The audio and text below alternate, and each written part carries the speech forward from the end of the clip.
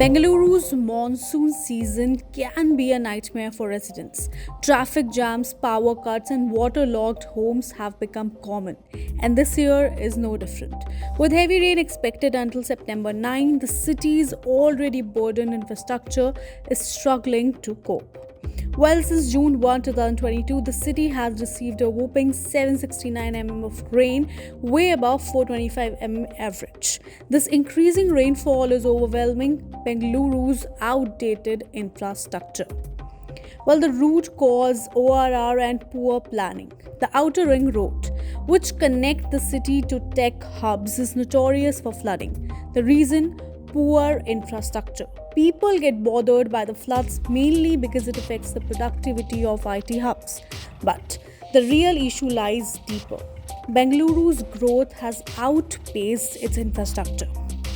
Here's what's going wrong. Well, first is storm water drains overloaded. The drains aren't yet carrying rainwater, they're flooded with sewage too.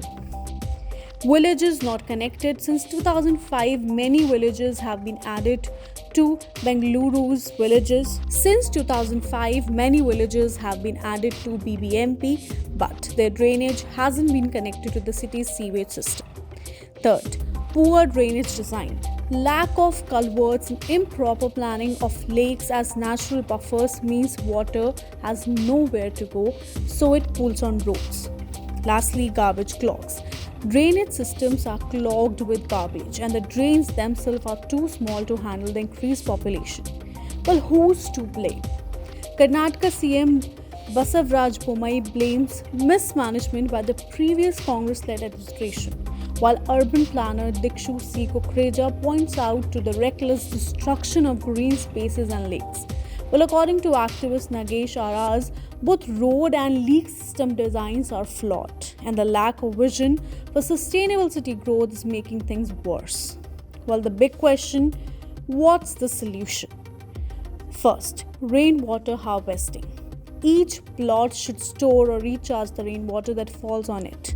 Second, permeable surfaces. Use materials that allow water to seep through in places like parking lots, footpaths, and common areas instead of covering everything with concrete.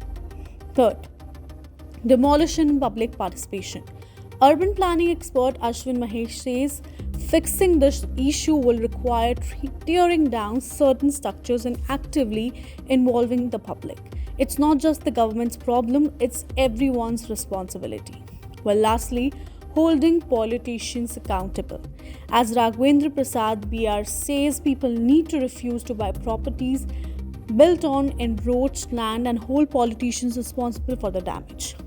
Well, in short, the solution lies in the long-term planning, infrastructure upgrades, and collective action. Otherwise, Bengaluru will continue to face same flooding problems year after year.